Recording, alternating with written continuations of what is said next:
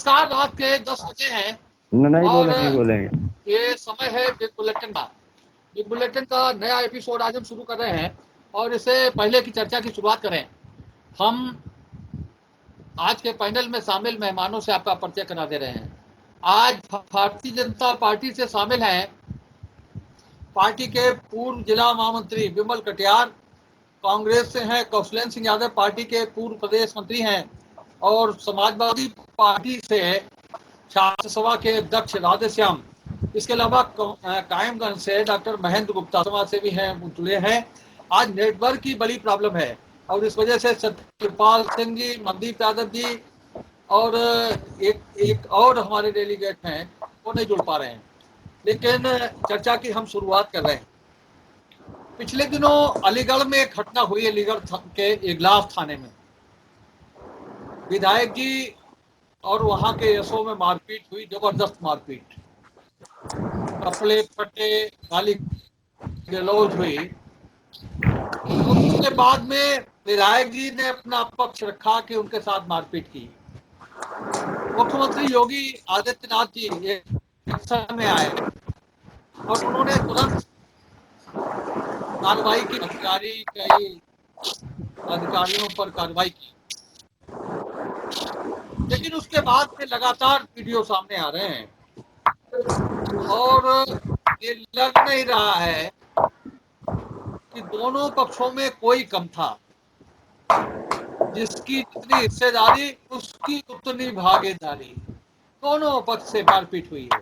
विधायक जी की तरफ से भी हुई है और थाना अध्यक्ष जी की तरफ से, और निश्चित रूप से ये पूरी घटना बहुत शर्मनाक, मर्यादा विहीन पुलिस और आत्म संयम विहीन विधायक।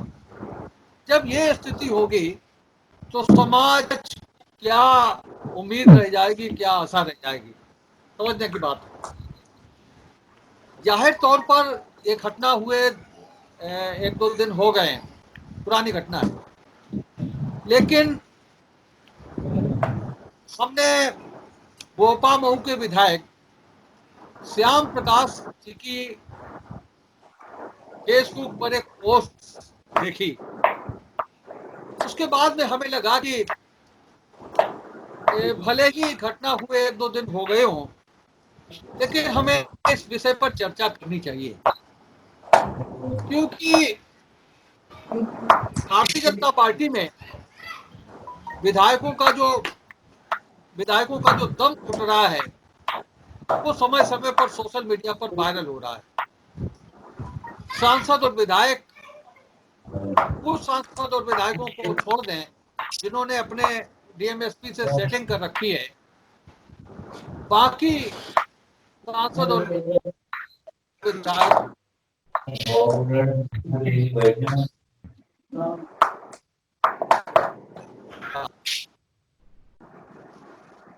में हमारी पैरवी नहीं सुनी जा रही।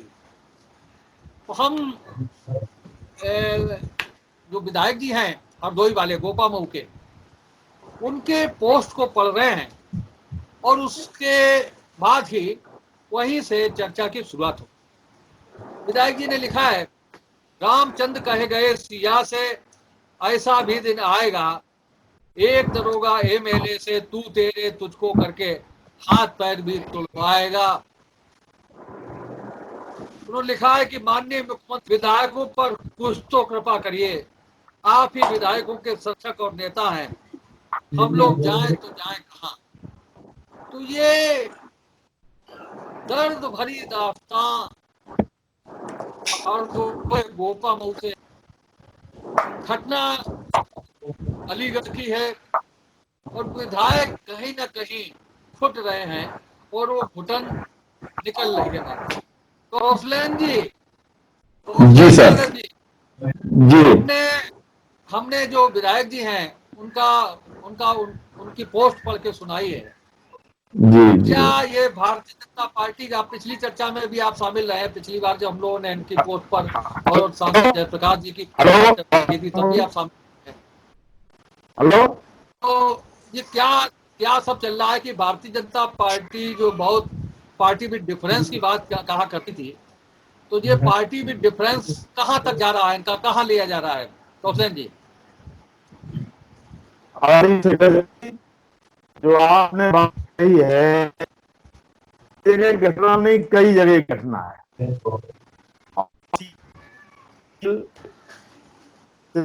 भ्रष्टाचार से जुड़ा हुआ इस सरकार में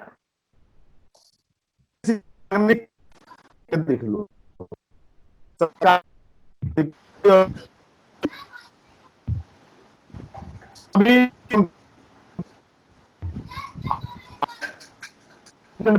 लोग कोई थाने में अपने ऊपर की शिकायत लेकर जाती है कानपुर में, तो वहां उसको कहते पहले नच दिखाओ। इस तरह की घटना में पूरा निरंकुश है, और निरंकुश का जो होने का कारण है, जो मेरी जहां तक मेरी समझ में आता है, सीधे भ्रष्टाचार से जुड़ा हुआ है। और फिर भ्रष्टाचार सीधे सीधे बड़े लेवल पर मुख्यमंत्री लेवल पर हो रहा है। इसमें सीधे पैसे की उगाही हो रही है। स्थानीय स्तर के नेताओं की किसी कीमत पर कोई अधिकारी तैयार नहीं। आपने बताई कि अलीगढ़ के विधायक माननीय अनुरागी जी, इससे बड़ी विडंबना क्या होगी कि थाने में एक जनता के लिए थाने जाए और पुलिस उसको पीटने पर मारा हो जाए। हो सकता रही हो, कोई परिस्थितियां बनी हुई हो, आग भी हुई हो, प्रतिनिधि जनता की अगर कोई बात है तो हो सकता है महागरम बात हुई हो। तो आप जानते ही हैं खर जी कि आज अधिकारी 88 से लेकर अधिकारी बिना पैसे लिए किसी की बात सुनने को तैयार नहीं, चाहे वो एमएलए हो, चाहे हमारी मां बहनों के साथ अस्मत का खिलवाड़ हो रहा हो। ये पूरी तरह से सरकार में भ्रष्टाचार व्याप्त है। भ्रष्टाचार नीचे स्तर से नहीं है, भ्रष्टाचार ऊपर स्तर से, मुख्यमंत्री के स्तर से है। वरना क्या औकात है सरकारी तंत्र की कि एक जनप्रतिनिधि की बात ना सुने, और बात सुना तो दूर के साथ मारपीट पार हो जाए। किसी फरियादी की बात ना सुने, उसे थानों में जलालत कोठा बनाने का प्रयास करे। तो शेखर जी इसके लिए सीधे उत्तर प्रदेश की भाजपा की सरकार और मुख्यमंत्री योगी आदित्यनाथ जी जिम्मेदार हैं। अगर योगी आदित्यनाथ जी सीधे पदों की बिक्री बंद कर दे, ये 4 दिन में जनप्रतिनिधियों को सम्मान मिलने लगेगा, 4 दिन में जनता की आवाज सुनी जाने लगेगी। ये जब तक भ्रष्टाचार व्याप्त रहेगा, न जनता की बात सुनी जाएगी। और रही बात विपक्ष के जनप्रतिनिधि, तो उनकी तो मजाली क्या है, जब सत्ता पक्ष के एमएलए एक एक नहीं 2-2 शाहजहांपुर के एमएलए, हरदोई के एमपी सारे फरार हो चुके हैं। अभी आपने एक एमएलए साहब के किस्सा भी सुनाया कि ऐसा कलयुग हुआ है, हंस सुरेगा कौआ मोटी, दाना तिनका खाएगा। तो ये पोजीशन बनी हुई है, सीधी सीधी शासन के द्वारा छोटे से छोटे अधिकारी से उगाही की जा रही है। और उस उगाही में जब अधिकारी उगाही देता है, जब वो पद खरीद के उस पद पे बैठा है, तो वो न मंत्री की सुनेगा न जनता की सुनेगा। उसने जो पैसा दिया है, पैसे की वसूली करेगा और उसके ऊपर अपने पैसे ब्याज भी कमाएगा, तब तक वो किसी की नहीं सुनेगा। ये सीधा सीधा शेखर जी भ्रष्टाचार से जुड़ा मामला। राधेश्याम जी, सरकारें आई हैं गई हैं, कभी इतना कार्य निरंकुश नहीं हुआ। राधेश्याम जी, समाजवादी पार्टी। हाँ जी भाई साहब, निश्चित तौर पर जैसा कि हमारे अभी भाई साहब कह रहे थे, कांग्रेस के साथी, जो विधायक जी के साथ में अलीगढ़ में जो घटना हुई है, निश्चित तौर पर वो निंदनीय है। और जैसा इन्होंने बताया, इनकी बातों को कोट करते हुए, कोट इसलिए कि वास्तव में वो सब सही बात है। जब छोटे स्तर पर सरकार से भ्रष्टाचार पनपेगा, जब छोटे स्तर के अधिकारी भी शासन में पैसा देकर अपनी पोस्टिंग कराएंगे, तो विधायक की वो दरोगा क्यों, तो 1 लाख वोट पाने वाला विधायक, उस दरोगा की ये औकात कि वो विधायक से ये कहे कि बुढ़ापे में हाथ पैर टूट जाएंगे तो जुड़ेंगे नहीं। 1 लाख वोट पाकर जो आदमी एमएलए बनता है, वो इतना भी नहीं कर सकता कि थाने में जाकर अपनी फरियाद करे।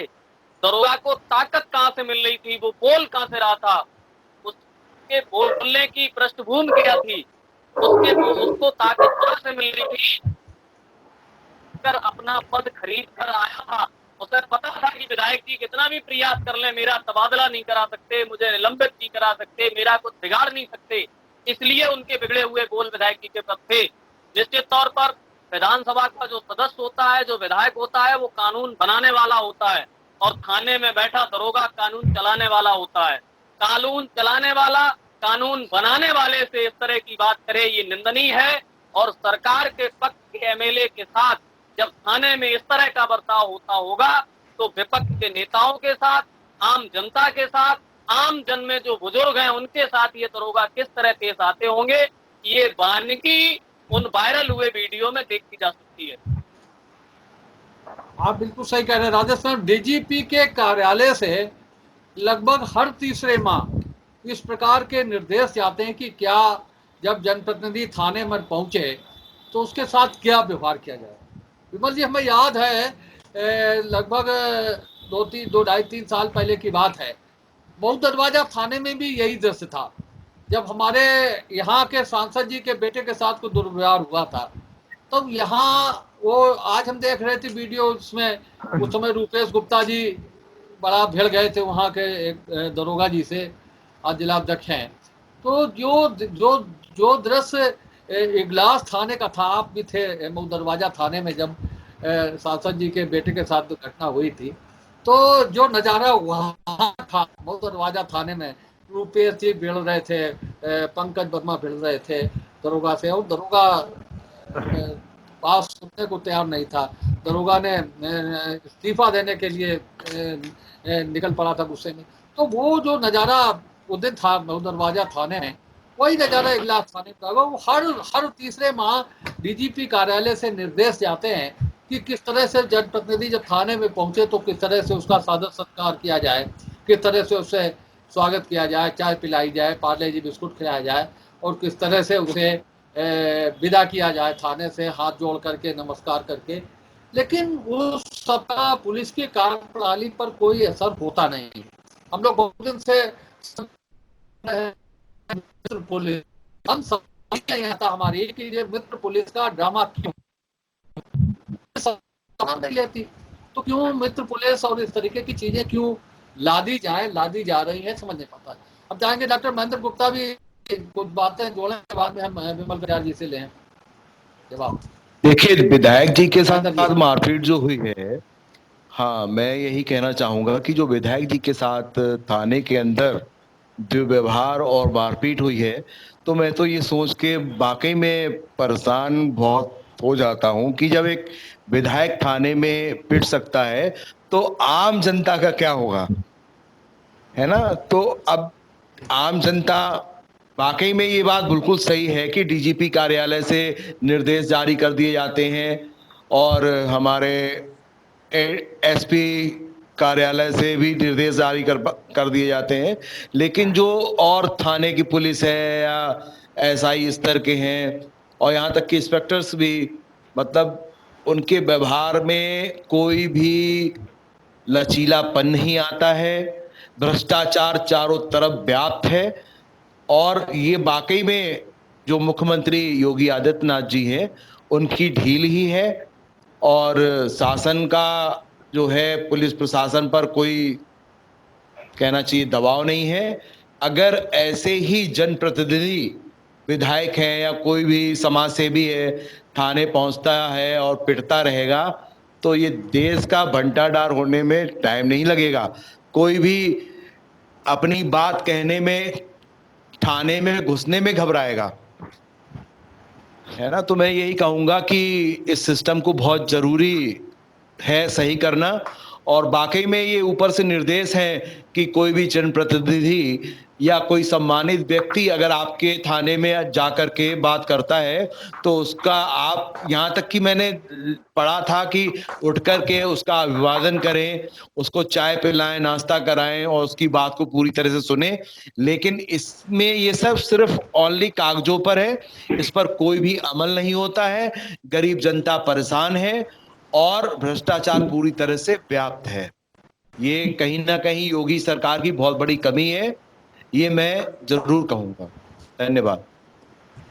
विमल जी, ये तो समय समय की बात है कि सांसद और विधायकों को थाने जाना पड़ता है काम के लिए, सिफारिश के लिए। तो अखिलेश जी, हमें याद है विमल तिवारी जब विधायक हुआ करते थे तो विमल तिवारी जी कभी थाने नहीं गए, 3-4 बार विधायक हो रहे और उन्हें थाने जाने की जरूरत नहीं पड़ती। और उस समय कांग्रेस के शहर अध्यक्ष और शहर महामंत्री की इतनी ताकत होती थी कि जो विधायक की ताकत होती थी उससे अधिक पैरवी, उससे अधिक बात का वजन उस समय के कांग्रेस के शहर के अध्यक्ष और शहर के महामंत्री करता था। तो समय बदल रहा है, अब सांसद और विधायक थाने पहुंच रहे हैं, थाने में शिकायत कर रहे हैं और उसके बाद में स्थिति सुधर नहीं रही है।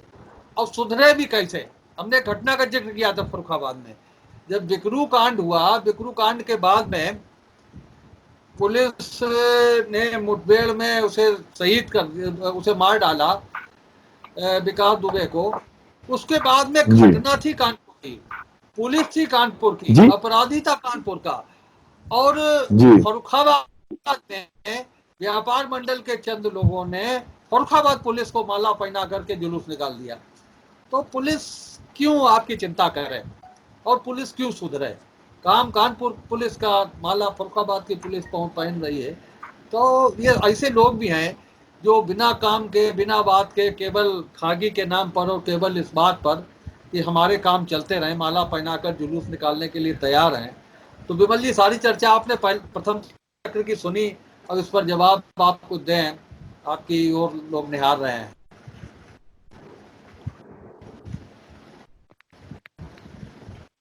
शुरू करिए।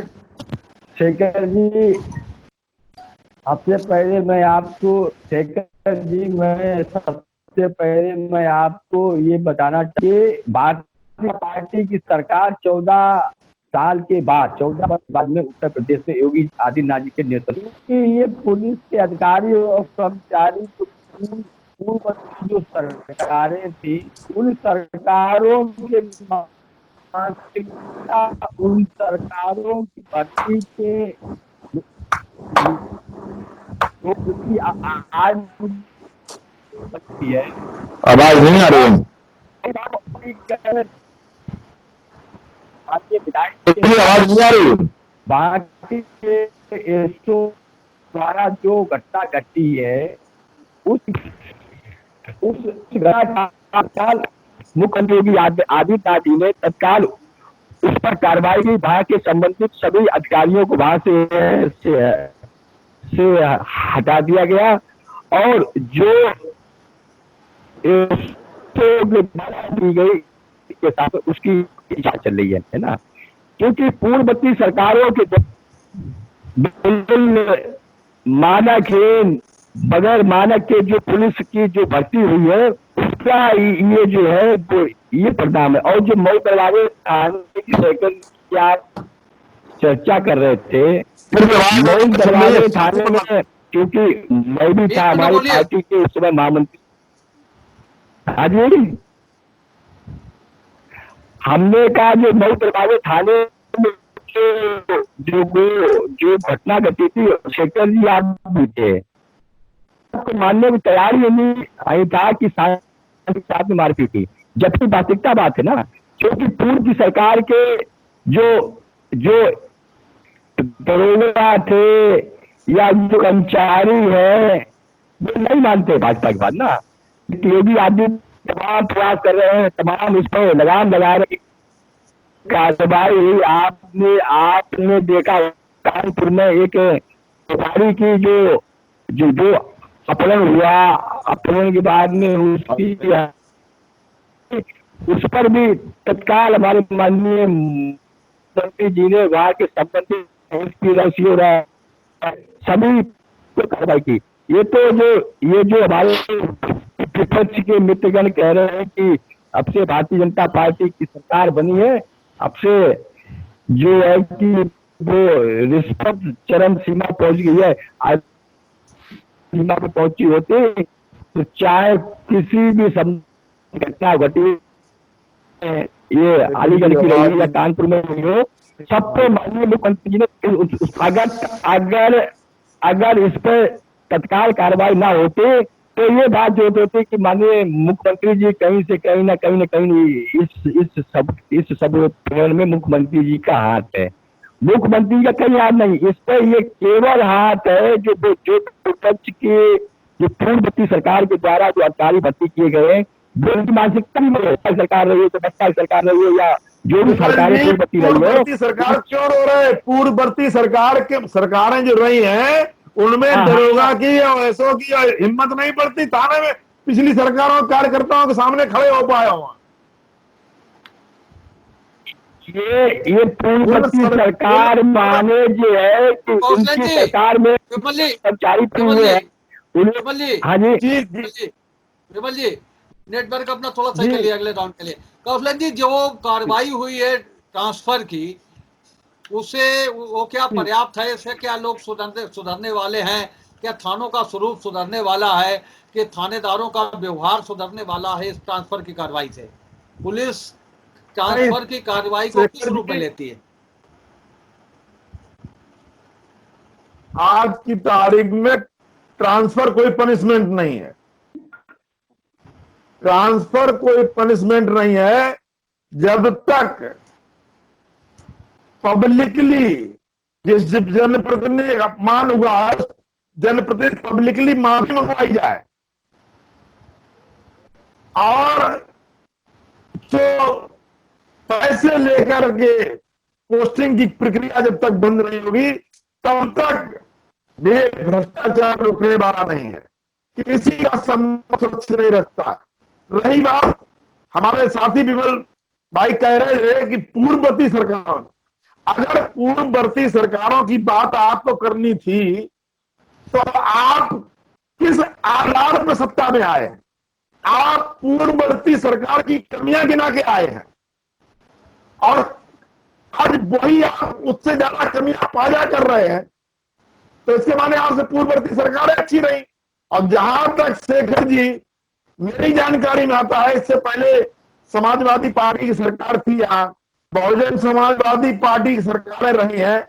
मान लीजिए हम तो 30 साल से उत्तर प्रदेश में नहीं है और जब से हम आते हैं उत्तर प्रदेश में तभी से भ्रष्टाचार की जड़ पड़ी है। कांग्रेस के जमाने में आप भी मानते हैं, कांग्रेस का कोई एमएलए एमपी कभी थाने चल के जाने की जरूरत नहीं पड़ती थी। अगर काम कराना ही पड़ता था तो संबंधित अधिकारी को घर बुलाते थे और घर पे बुला के काम बताते थे, काम करवाते थे। ये थी कांग्रेस की कार्यशैली। रही पूर्ववर्ती सरकारों की, सरकारें भी ऐसी रही है, पैसे भी लेते थे, काम भी कराते थे, ठोकते भी उनको थे, पुलिस पिटती थी। आज बीजेपी में थाने में एमएलए पिटता है बीजेपी का। हम तो पूर्ववर्ती सरकारों को भी अच्छा मानते, कम से कम वो अपना ठोक के काम तो कराते थे। आज तो नेता भी पिट रहा, जनप्रतिनिधि ठोक पिट रहा, जनता का क्या होगा? जब से ये भारतीय जनता पार्टी की सरकार आई है, बड़े पैमाने पर अधिकारियों से धन की उगाही की जाती है और अधिकारी बौखलाहट में केन प्रकार को पैसा चाहिए, जो पैसा लगाया उसकी वसूली करते, और जब तक ये वसूली होती रहेगी तब तक प्रशासन निरंकुश रहेगा, इसे कोई नहीं रोक पाएगा। जी, विमल कटियार जी ने जो बात कही है उस पर सिर्फ हम इतना ही कहना चाहेंगे, इन्होंने एक लाइन बोली, ये पूर्ववर्ती सरकारों के भर्ती किए हुए पुलिस जो भाजपा की बात नहीं मानते, तो आपके सरकार का इकबाल कहाँ रह गया? जब शासन में बैठा हुआ आदमी, प्रशासन में बैठे हुआ आदमी, शासन में बैठे हुए आदमी की बात नहीं मानता है, फिर आपको शासन में रहने का अधिकार कहाँ है? पूर्ववर्ती सरकारों का आरोप लगाकर कब तक पल्ला झाड़ते रहेंगे विमल जी? कभी ना रोटी बहुत कड़वी है तो ये कह दिया जाए कि हमारी सास रोटी बनाती थी, वो कड़वाती थी, इसलिए ये रोटी कड़वा रही है। ये कौन सी बात है? पूर्ववर्ती सरकारों पे दोष लगा के आप लोग कब तक पल्ला झाड़ते रहेंगे? निश्चित तौर पर ये आपको मानना चाहिए कि भ्रष्टाचार से जुड़ा हुआ मामला है और ऊपर स्तर पर भ्रष्टाचार हो रहा है, इसीलिए छोटे कर्मचारी की बात लोग, छोटे स्तर पर नेताओं की बात लोग बुनियाद नहीं है। कर्मचारी शेखर जी ने कवर किया है, उस समय तत्कालीन जिलाध्यक्ष राम सेवक जी हुआ करते थे, जब हम छात्र सभा के अध्यक्ष बने थे। शेखर जी ने देखा होगा कार्यालय में किस तरह से काम हुआ करता था। अभी थाने कोतवाली में यहाँ तक कि कप्तान के यहाँ भी जाने की आवश्यकता नहीं पड़ती थी और काम होते थे। और जब मतलब कि कभी भी वो दरोगा कह रहा है वहाँ विधायक से कि हाथ पैर टूट जाएंगे, तो अभी किसी भी दरोगा की हैसियत नहीं होती थी कि वो टेलीफोन पर भी इस तरह की बात करते हैं। आमने सामने की तो बात, शेखर जी इस चीज के गवाह है, इन्होंने कवर किया है। दरोगा से एक दरोगा ने हमसे ये पूछ दिया था कि कौन बोल रहे हैं आप, तो हमने उससे ये कहा था कि तुम्हें नौकरी से मोहब्बत नहीं है या मृतक आश्रित में मिली है, जो 3 महीने से तुम यहाँ नौकरी कर रहे हो, मेरा नंबर तुम्हारे फोन में फीड नहीं है, हमारी चौकी तुम दरोगा हो। तो इस तरह से कई भाषा होती है कि हाथ पैर तोड़ देंगे, बुढ़ापे में जुड़ेंगे नहीं। 1 लाख वोट पाने वाला एमएलए इंटर पास दरोगा वहां बैठा हो, इस तरह की बात करेगा? ये चिंता का विषय है और मेरे लिए नहीं, ये सभी के लिए चिंता का विषय है। आज आप हैं, कल हम हैं, हमें भी थाने जाना पड़ सकता है और आपको भी जाना पड़ सकता है। अगर वो दरोगा उस विधायक के लिए कह रहा है तो कल हमारे लिए भी कहेगा, उनके कपड़े फाड़ डाले तो कल मेरे भी फाड़ेगा। इसलिए आपको भी चिंता होनी चाहिए और हमें भी चिंता होनी चाहिए। बिल्कुल सही बात और राजेश साहब, बिल्कुल सही बात। डॉक्टर साहब और कुछ कहना चाहेंगे?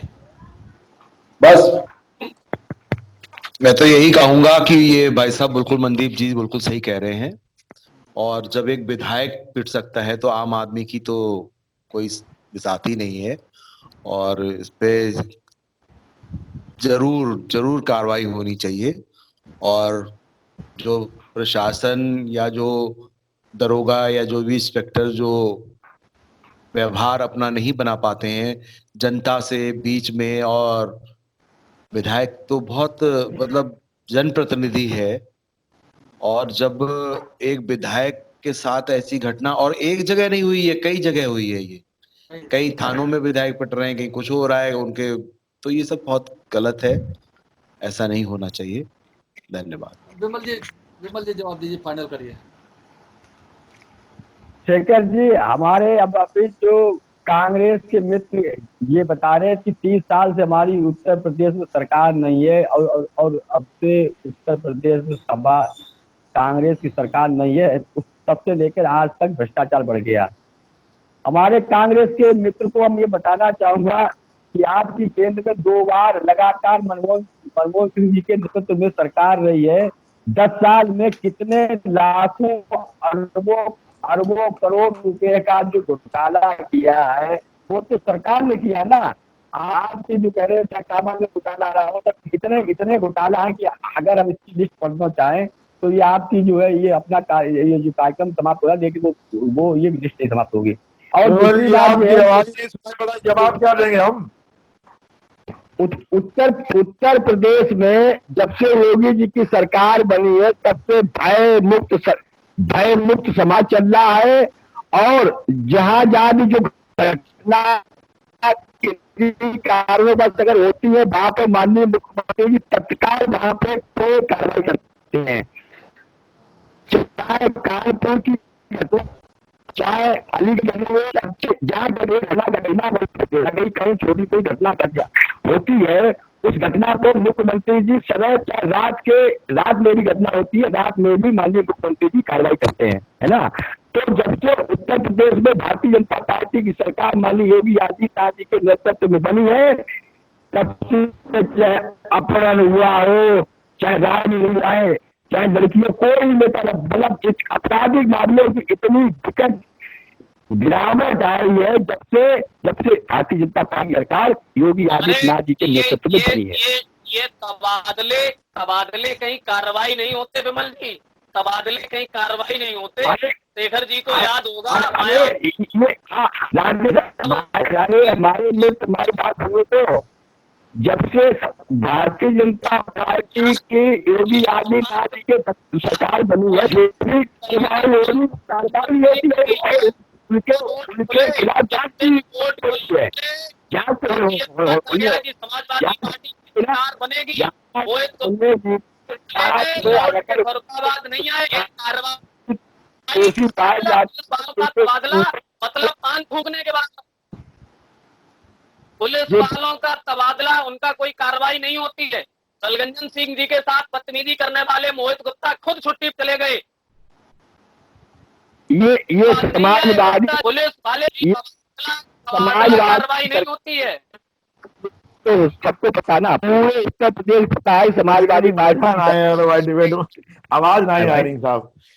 सपा की सरकार में तो ये होता था बंद तुम्हारी खुली हमारी, बंद तुम्हारी खुली हमारी, है ना। ये भारतीय जनता पार्टी की जो सरकार चल रही है इसमें ना बंद हमारी ना खुली हमारी है। तो सबका खाकी बनाम खादी, खाकी बनाम खादी,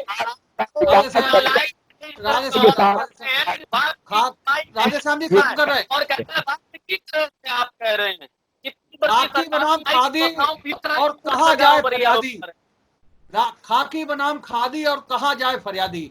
आज आप सबने इस चर्चा में भाग लिया और जो घटना हुई अलीगढ़ में और जो विधायकों के साथ विधायक जो घुटन महसूस कर रहे हैं उसका जिक्र हम झांकने नहीं जा रहे, वो उसका जिक्र खुद सोशल मीडिया पर आकर के कर रहे हैं।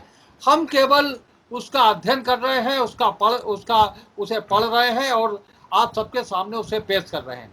तो ये स्थिति आगे भी जारी है। ऐसा नहीं कि इस घटना के बाद में उसका अंत हो गया है। वहाँ तो सांसद जी ने मामले में पंचायत करा दी है, मामला निपटवा दिया है, लेकिन स्थिति बरकरार है।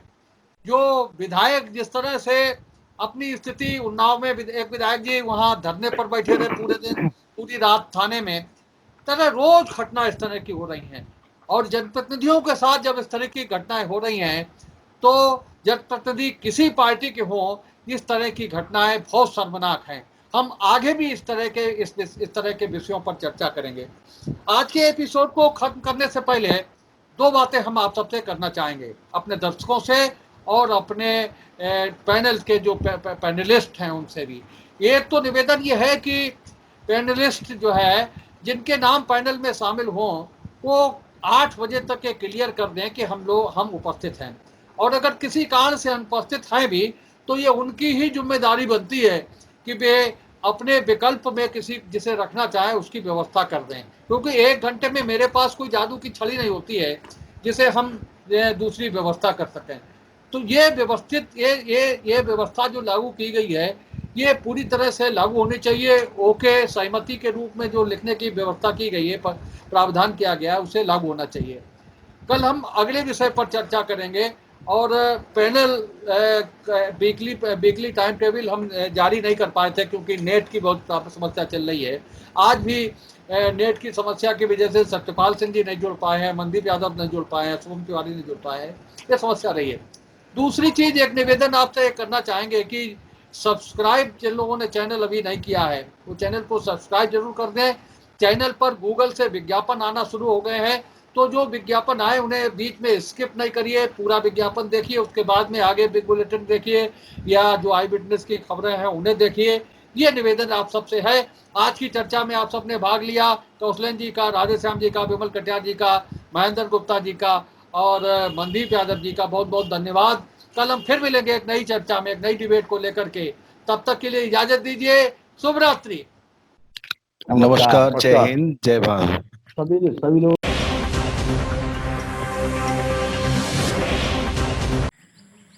उम्मीद है आपको हमारा ये एपिसोड पसंद आया होगा। आप हमारे चैनल को सब्सक्राइब करिए, इस वीडियो को लाइक करिए और अपने दोस्तों के साथ शेयर करिए। यही निवेदन आपसे है।